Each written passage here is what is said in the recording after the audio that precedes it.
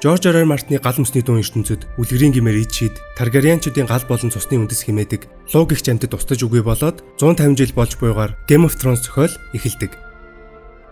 Эхний номын төгсгөлд гайхамшиг тохиож Daenerys-ийн 3 өндөг хагарч 3 луу төрснөөр энэ ертөнцөд ичид луу иргэн ирлээ гэж үздэг.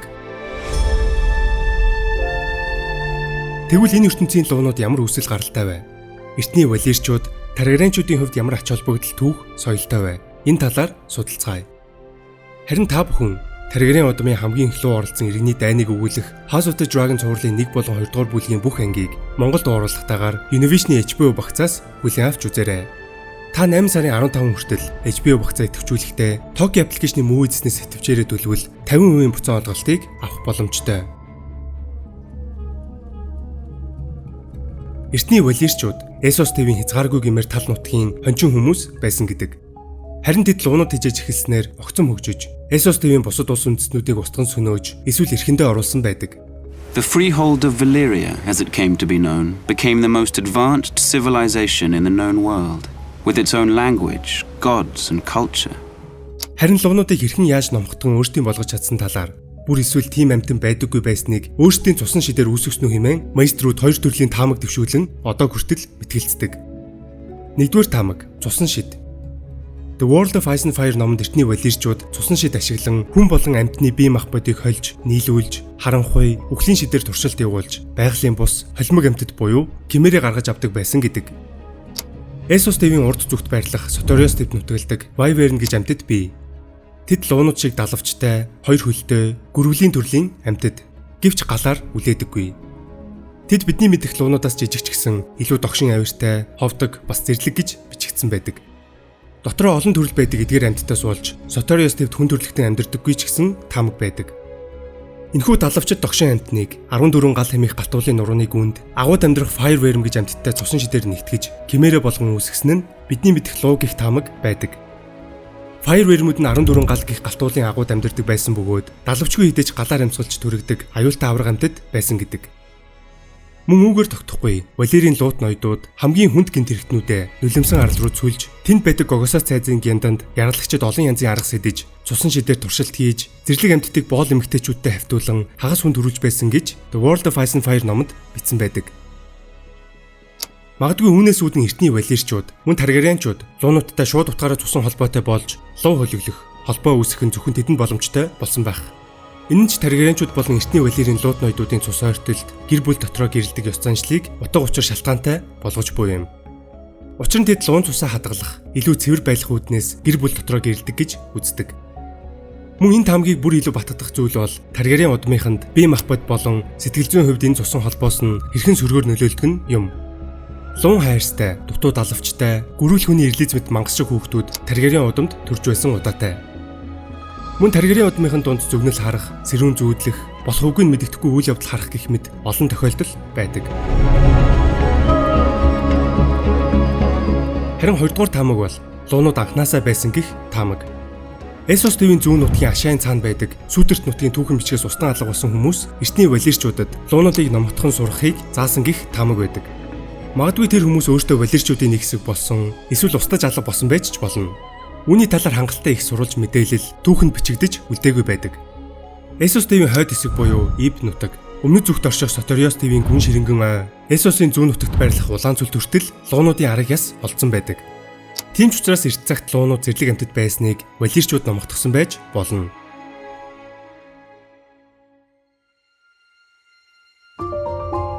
Эртний валерийн гүрэн хаан тус байгаагүй.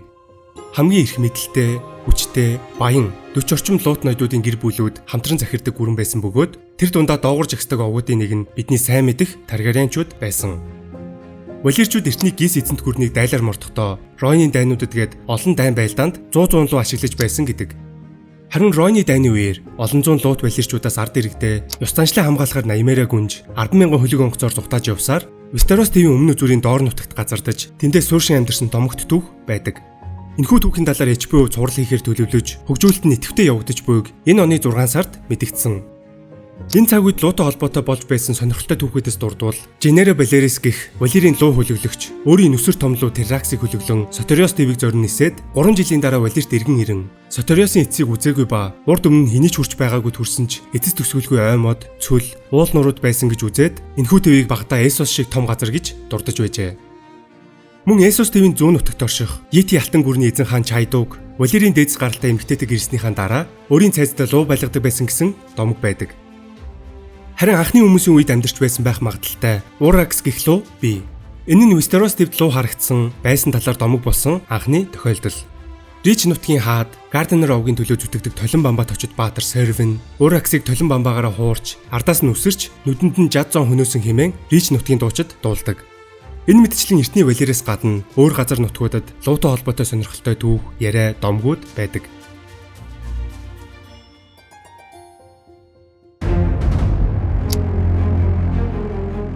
Эртний Валер сүрхээс 12 жилийн өмнө Денис Таргариан Валерийн сүрлийг зөгнөн харсан гэдэг.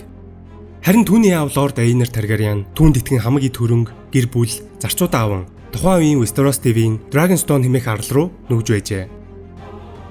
Байлдан дагуулын өмнөх 102 онд 14 гал галтуулын нуруу болон ойр орчмын 1000 км дахь бүх толгод дэлбэрч тэнгэрт гал, хайлмаг, утаа, үнс цацарч тэнгэрт ниссэн луунууд хүртэл өгч байлаа. Валерт байсан бүх луунууд, бүх луут ноёдууд, ард иргэд, зарц боолууд, соёл, баялаг түүхтэйгээ хамт сүрсэн байдаг. Тухайн үед Валераас хол байсан маш цөөн луут ноёдууд Лис, Терош хотуудад амьд үлдсэн ч Валерийн сүрлийн араас болсон тогтворгүй байдал донд өөртөө луунуудтайгаа хамт хорогджээ. Гохор хотод амьд үлдсэн луу хөлөглөгч Лорд Аурион хожим өөрийгөө Валерийн эзэн хаан хэмээн тунхаглаж 30,000 зэрэг зөвлөлөн лууга хөлөглөн Валерийг зорьсон гэдэг. Гэвч тэрээр өөрөө түүний луу цэргүүд болон дагагчдаас нь хинж дахиж үзэгдэлгүй ор сураггүй алга болсон гэдэг. Үүгээр Есүс Твийн луунуудын 90 үе дууссан гэж үздэг. Энэ бүхний дараа гал мөсний дуун ертөнцид амьд үлдсэн луунууд зөвхөн лууд зохионд л байсан юм. Таргариан овгийнхан анх 5 луутай очсон ч тэднээс 4 нас барж ганцхан хар айдас хочод Балерион л амьд үлджээ. Гэхдээ нөгөө луунууд өгөхөөс өмнө өндөгсөн байснаас House of the Dragon цуврал дээр гарсан бидний сайн мэдих хамгийн том луу Vhagar мөн Meraxes гэх хоёр луу төржээ.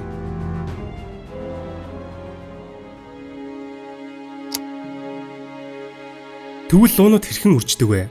Луу өндөглөж байвал эмгчин гэсэн үг гэж Арчмейстер Гейлен үздэнтэй Мейстер Яндел санал нийсэн байдаг. Өндөглөж байгаагүй бол эрэгчин гэсэн баталгаа гэж хүлээж авна. Харин Мейстер Барт шүний харуулын Мейстер Эймен нар хэлэхдээ луунуудыг тогтсон хүүсгүй галлуугай адил өөрчлөгдөж хуурдаг амьтад гэж үзсэн байдаг. Түүхэнд Cyrax, Dreamfire, Tessarion, Melis гэх луунуудыг She Dragon буюу эмгчин гэж нэрлэж бичсэн байдаг. Луу удаан хугацаанд ойр байдаг өөр луунуудтайгаа үржилд ордог гэсэн таамаг бий. Жишээ нь ханхүү Daemon Targaryen түүний эхнэр хатагтай Laene Valera нар өөрсдийн луу Caraxes, Vhagar нараа хөлөглөн гүнж Rhaenyra Targaryen болон түүний луу Cyrax дамт нисгээр Dragonstone ордог байсан. Харин тэр үед Cyrax өндөгсөн байдаг. Хагарч луу болон төрөөгийн өндөг урт хугацаанд татаж чулууждаг. Pentos-ийн Magister, Illyrio Mapatis худалдан авсан лууны өндөгнүүдэд чулуудсан гэж итгэн Targaryen удмын хүүхдэд дурсгал болох нь зүйтэй гэж үзэн Daenerys-ийн хурмаар бэлгэлсэн байдаг. Тэгвэл Валерийн сүрлийн дараах амьд үлдсэн луунуудыг ярьцгаая. Инхийн тулд мэдээж эзлэн төрөмгийлэгч, байлдан дагуулагч, 1-р Aegon Targaryen хаан болон түүний эгчдүүд хаттаас эхлэх нь зүйтэй. Aegon Targaryen тухайн үед хөлөглөгчгүй, сүрсэн Валерт төрж өссөн Balerion лууг өөрийн болгож хөлөглөж эхэлсэн. Харин үүний дараагаар түүний эгч Visenya Vhagar гэж эмгчин лууг, дүүр Rhaenys Meraxes лууг өөрийн болгож, эгчдүү хоёртойгоо гэрлэн, өөрийгөө 1-р Aegon хаан хэмээж, эгчдүү хоёроо хатнаар зарлаж, байлдан дагууллаа эхэлсэн байдаг. Таргариен удмын ханхүү гүнж төрсний дараахан үлгийнд нь лууны өндөг тавьдаг ёс заншил бий. Энэхүү үйлдэлийг анх Rhaena Targaryen гүнж Jaehaerys, Alysanne дүү нарынхаа үлгийнд тус нь өндөг тавьж эхлүүлсэн. Үүнийг дараагийн үед нь хэрэгжүүлж байсан ч 1-р Viserys хааны үед бүрэн утгаараа ёс заншил болсон байдаг. Тэр үед төрсэн Jaehaerys Valerion, Lucerys Valerion, Joffrey Valerion, Viserys Targaryen, Jaehaerys Targaryen, Jaehaera Targaryen, Maelor Targaryen гэд бүгдийнх нь үлгийд лууны өндөг тавьж байсан.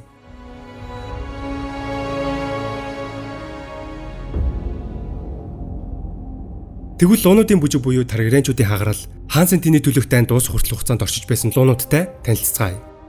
Хамгийн хүчрэг гэгддэг байсан Balerion луун Таргариенчүүд Valeries луу цөхөөрөө нүүхээс өмнө байлдан дагуулын өмнөх 114 онд төрж, байлдан дагуулын дараах 94 онд 200 гаруй насасны эцэст нас уржээ.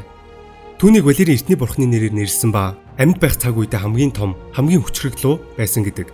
1-р Aegon Targaryen хааны дараа Balerion лууг 1-р Maegor Targaryen хаан хөлөглөж, түүний дараа Aera Targaryen гүнж Харин хамгийн сүүлд ханхүү Висерис Таргариен хаан болохоос өмнө хүлгэлдэг байв. Вейгерлог хамгийн анх байлдан дагуулагч Аегоны эгч эхнэр Висения хүлгэлдэг байсан. Түүнийг мөн адил Валерийн эртний бурхны нэрээр нэрлсэн бөгөөд хамгийн том бас хүчрхэг гэдгийг нь надаар хэлүүлдэггүй мэдэж байгаах. Харин Висениагийн дараа Вейгерлог Висерис хаан ханхүү Деймон нарын аав зөрөгт Бейлен Таргариен ханхүү унаж байсан бол түүний дараа Деймоны эхнэр байсан хатагтай Лейна Валериен унаж төрхөн өндөрлөөс болж өөрийгөө Вейгерийн галж чатаасныг санаж байгаах.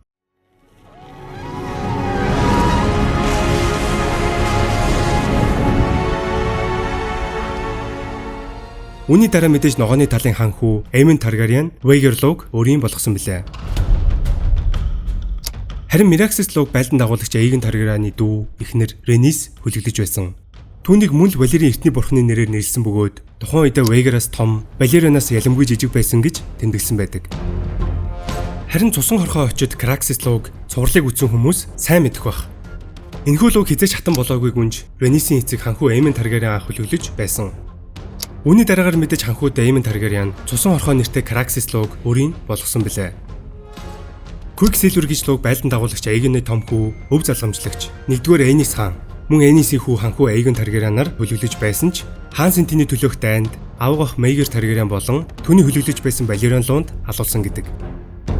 Dreamfire гэх цэнхэр мөнгөлөг өнгийн энэхүү лог бид House of the Dragon цувралын 1-р бүлэгт Dragon Pit-д байхыг харсан. Түүнийг хамгийн анх 1-р Энис хааны ууган хүүхэд байлдан дагуулагч Аегоны хамгийн том аж Рейна гүнж хүлгэлдэг байсан бол түүний дараа Висерис хаан болон Алисын хатны цоргаан цохин Хелена гүнж хүлгэлэх хүссэн. Гэвч Хелена гүнж туусан амьдрал хүрээлэн орчноосоо болоод Dreamfire лууга тэгж их унаж байгаагүй юм. Бүрэн хилэн Vermithor түүхэнд бичигдсэн хамгийн их уур хилэнтэй, дайн тулаан туршлагатай догшин луу бол Vermithor. Энэхүү лууг анх 1-р Жихэрээс хаан хүлгэлж байсан бөгөөд Хөгшин хаан нас барсны дараа олон жил Dragon Stone арал дээр ганцаараа байсан. Харин эцэст нь луунуудын бүжгэн үеэр Хью Хаймер тэрхүү догшинлуутай холбоо тогтоож хүлгэлэхөөр болсон байдаг. Энэхүү үзэсгэлэнтэй лууг Алисан хатан хүлгэлж байсан ба хамгийн номхол луу гэж тэмдэглэсэн байдаг. Харин хатан нас барснаас олон 10 жилийн дараа Таргариен цустай бутаж Ульф энэхүү лууг хүлгэлэхөөр болдог. Улаан хатан хочид Мелис лууг Хөгшин хаан Жихэрээсийн охин Висерис хаан болон ханхүү Деймон нарын ээж Алиса гүнж анх хүлгэлж байсан. Түүний дараа Ренис Валерион гүнж Мелисийг олон жил хүлгэлж луунуудын бүжгийн үеэр Рукс Рестийн тулаанд оролцож ханхүү Эймонд болон Хөгшин луу Вейгер нарт алуулсан билээ. Магадгүй одоогор цуврал дээр гарсан хамгийн тулаанч лууч гэж хэлж болно. Харин Сайракс луу бол хатан хаан Ренерагийн луу. Одоогор цуврал дээр ямар ч тулаанд оролцоогүй байгаа бөгөөд хатан хаан Ренера түүнийг Вейгераас хурдан гэж цуврал дээр дурддаг. Түүний эргэн тойрондох хүмүүсийн луунуудаас дурдвал Ренерагийн анхны нөхөр Сэр Ленер Валерион Сисмок луу хүлгэлж байсан бол нас барсныхан дараа луунуудын бүжгийн үеэр Адам хүлгэлэх болсон. Харин мөн дансар лууг ханхүү Деймон болон хатагтай Лена Валерион нарын том охин хатагтай Лена Таргариен хүлгэлж буйг мэдэх бах. Morning буюу өглөө нэрт лууг ханхүү Деймон болон хатагтай Лена Валерион нарын бага охин Рейна Таргариен эзэмшдэг гэж бичигдсэн байдаг. Гэвч цуврал дээр зарим зүйлийг өөрчилж Morning луу огт дурддаггүй байгаа билээ. Харин Ренерагийн 5 хүүгийн 4 луутай бөгөөд Веремаксыг Жисерис, Арраксыг Люсерис, Тераксисыг Жофри, Stormcloud-ыг Аегон тус тус эзэмшдэг. Гэвч эдгээрээс би Тераксисыг хараахан хараагүй байгаа билээ. Харин Ренератай Сенти булаацалсан 2 дугаар Аегон тухайн үедээ хамгийн үзэсгэлэнтэй эмэгдэж байсан Sunfire лууг хүлгэлж байсан. Түүнийг алтлаг хайрстай, бүдэг ягаан далавчтай хэмээн бичсэн байдаг. Цуврал дээр энэхүү луу гарсан бөгөөд Вейгер болон Мелис нарын тулаанд оролцсон ч одоогор хүн чарахтай байгаа билээ.